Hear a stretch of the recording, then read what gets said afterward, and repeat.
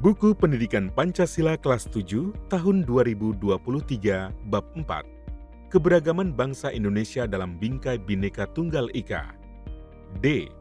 Tantangan dan sikap terhadap pengaruh perubahan budaya tingkat lokal, nasional, dan global. Halo anak-anak, kembali lagi di buku audio Pendidikan Pancasila kelas 7.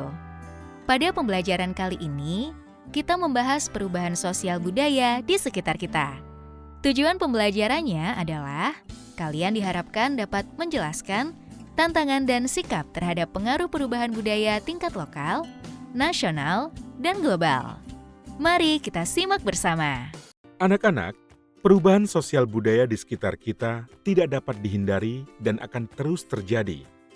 Oleh karena itu, penting bagi kita untuk bisa merespon perubahan yang terjadi dengan baik, terutama di era yang serba cepat dan dinamis seperti saat ini. Berikut ini adalah 6 tips untuk merespon perubahan yang terjadi, antara lain: 1. Terima perubahan dengan positif. Jangan takut dengan perubahan. Cobalah terima dengan positif, lihatlah peluang yang terbuka dan manfaat yang dapat diperoleh. 2. Evaluasi situasi. Lakukan evaluasi terhadap perubahan yang terjadi, termasuk hal yang berubah dan tidak berubah, implikasi bagi diri sendiri atau organisasi, serta hal yang perlu dilakukan. 3. Buat rencana tindakan. Setelah mengevaluasi situasi, buatlah rencana tindakan untuk mengatasi perubahan tersebut. 4. Berkomunikasi. Jangan ragu untuk berkomunikasi dengan orang lain tentang perubahan yang terjadi. Diskusikan mengenai pengaruh perubahan pada diri sendiri atau organisasi dan cara mengatasinya secara bersama-sama. 5. Jangan terlalu cepat menyerah. Perubahan seringkali memerlukan waktu untuk menyesuaikan diri. Jangan terlalu cepat menyerah jika ada tantangan dalam mengatasi perubahan tersebut. 6. Terus belajar. Perubahan yang terjadi bisa menjadi peluang untuk terus belajar dan mengembangkan diri. Jangan berhenti belajar dan teruslah mencoba hal-hal baru. Dengan merespon perubahan yang baik, kalian akan lebih siap untuk menghadapi tantangan dan mencapai tujuan yang diinginkan. Anak-anak, perubahan tidak hanya terjadi dalam skala kecil masyarakat, namun juga di tingkat nasional dan dunia. Berikut ini adalah contoh 7 perubahan di tingkat global. Di antaranya: 1. Perubahan iklim. Perubahan iklim di seluruh dunia terus memengaruhi lingkungan dan berbagai aspek kehidupan manusia, termasuk kesehatan, pertanian, dan ekonomi. 2. Revolusi digital. Perkembangan teknologi informasi dan internet telah memicu perubahan sosial dan ekonomi yang signifikan di seluruh dunia. Mempercepat pertumbuhan ekonomi digital juga mempengaruhi cara manusia berkomunikasi dan berinteraksi satu sama lain. 3. Kesenjangan ekonomi. Meskipun pertumbuhan ekonomi global tergolong pesat, kesenjangan ekonomi antara negara-negara maju dan berkembang masih sangat tinggi dan terus memperluas kesenjangan sosial dan ekonomi di seluruh dunia. 4. Demografi. Perubahan demografis seperti peningkatan populasi, penuaan penduduk, dan migrasi internasional berdampak besar pada politik, sosial, dan ekonomi global. 5. Krisis kemanusiaan. Krisis kemanusiaan seperti konflik bersenjata, bencana alam, dan pandemi global berdampak besar pada kehidupan manusia di seluruh dunia dan menuntut solusi global untuk mengatasi masalah tersebut. 6. Perdagangan dan globalisasi.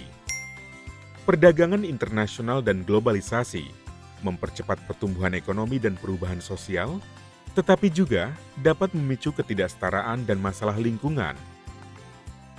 7. Teknologi energi bersih.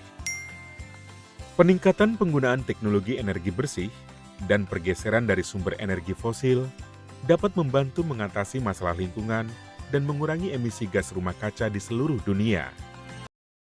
Anak-anak, ada banyak perubahan yang dapat terjadi di tingkat nasional tergantung pada konteks dan kondisi yang sedang terjadi di masing-masing negara. Beberapa perubahan yang mungkin terjadi di tingkat nasional antara lain sebagai berikut. 1. Perubahan dalam kebijakan pemerintahan. Pergantian kepala negara, anggota DPR, berpotensi terjadinya perubahan di dalam kehidupan melalui perubahan peraturan atau kebijakan. Contohnya adalah kebijakan pengalihan bahan bakar minyak tanah menjadi gas untuk menyalakan kompor rumah tangga. 2. Perubahan dalam kebijakan ekonomi. Pemerintah dapat mengubah kebijakan ekonominya dari kapitalisme ke sosialisme atau sebaliknya, atau dari orientasi ekonomi dalam negeri ke orientasi ekonomi global. 3. Perubahan dalam kebijakan luar negeri. Pemerintah dapat mengubah kebijakan luar negerinya dari non-intervensi ke intervensi aktif dalam urusan internasional. 4. Perubahan dalam sistem pendidikan. Negara dapat melakukan reformasi pendidikan dengan mengubah kurikulum, sistem ujian, atau metode pembelajaran. 5. Perubahan dalam hukum dan sistem peradilan. Pemerintah dapat mengubah undang-undang atau prosedur peradilan untuk meningkatkan efektivitas sistem peradilan. 6. Perubahan dalam hak asasi manusia. Pemerintah dapat meningkatkan perlindungan hak asasi manusia seperti hak atas kesehatan, pendidikan, dan kebebasan berekspresi. 7. Perubahan dalam sistem kesehatan. Pemerintah dapat melakukan reformasi sistem kesehatan dengan tujuan meningkatkan aksesibilitas, kualitas, dan efisiensi layanan kesehatan. 8. Perubahan dalam sistem transportasi. Negara dapat meningkatkan investasi di bidang transportasi untuk memperbaiki jaringan jalan, sistem transportasi publik, dan infrastruktur transportasi lainnya. 9. Perubahan dalam sistem energi.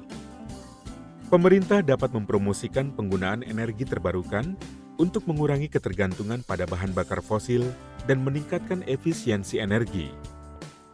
10. Perubahan dalam sistem lingkungan. Pemerintah dapat memperketat regulasi lingkungan untuk melindungi sumber daya alam dan mengurangi dampak negatif manusia pada lingkungan. Anak-anak, itulah beberapa kemungkinan perubahan yang terjadi di tingkat nasional. Semakin menarik ya pembelajaran hari ini? Anak-anak, perubahan budaya di tingkat lokal dapat mencakup berbagai hal, tergantung pada konteks dan lingkupnya. Berikut ini beberapa contoh perubahan yang mungkin terjadi di tingkat lokal. 1. Perubahan demografi. Perubahan dalam komposisi penduduk lokal, seperti pertumbuhan populasi, penurunan angka kelahiran atau kematian, perubahan dalam proporsi usia, atau jenis kelamin penduduk. 2. Perubahan ekonomi.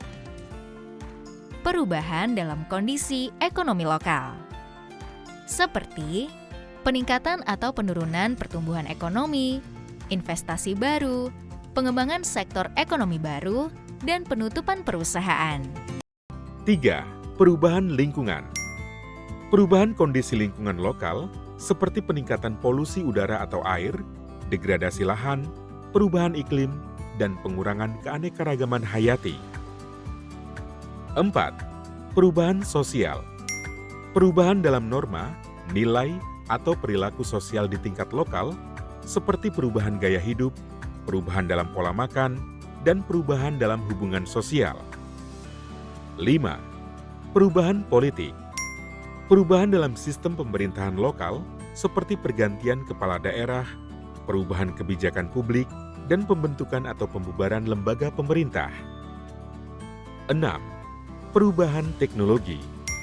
Perubahan dalam teknologi lokal seperti adopsi teknologi baru dan pengembangan inovasi lokal. 7. Perubahan budaya.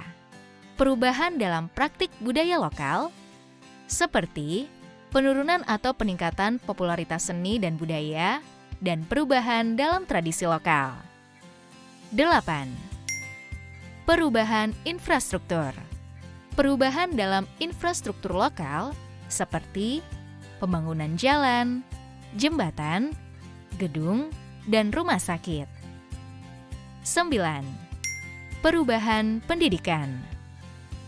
Perubahan dalam sistem pendidikan lokal, seperti reformasi kurikulum dan pengembangan program pendidikan baru. Anak-anak, perubahan-perubahan tersebut dapat saling terkait dan mempengaruhi satu sama lain. Hal ini menunjukkan pentingnya mempertimbangkan semua aspek yang terlibat dalam perubahan lokal ketika merencanakan dan mengimplementasikan perubahan-perubahan tersebut. Anak-anak, simaklah wacana berikut ini. Pertumbuhan penduduk dunia terus meningkat. Kebutuhan manusia akan pangan, pakaian, dan perumahan juga naik. Di sisi lain, keberadaan sumber daya alam semakin berkurang. Kualitas tanah terus menurun, cadangan air bersih mulai langka di beberapa negara. Nah, sekarang diskusikanlah dengan teman kalian mengenai hal-hal berikut ini. 1. Bagaimana mengatasi kemungkinan kekurangan pangan bagi para penduduk? 2. Bagaimana mengatasi kekurangan tempat tinggal? Selamat berdiskusi. Nah, sekarang silakan amati lingkungan di sekitar sekolah atau rumah kalian. Kemudian, jawablah beberapa pertanyaan berikut ini. 1. Sebutkan namanya juga jumlahnya dari aspek suku, agama, bahasa daerah, pekerjaan dan hobi yang ada di lingkungan kalian. 2. Apa nilai positif dari perbedaan atau perubahan sosial yang kalian rasakan? 3. Apa dampak positif dari perbedaan atau perubahan sosial yang kalian rasakan? 4. Bagaimana kalian mengambil sikap terhadap hal tersebut? Selamat mengerjakan! Anak-anak, itu tadi materi kita hari ini. Sampai jumpa di buku audio berikutnya. Tetap semangat!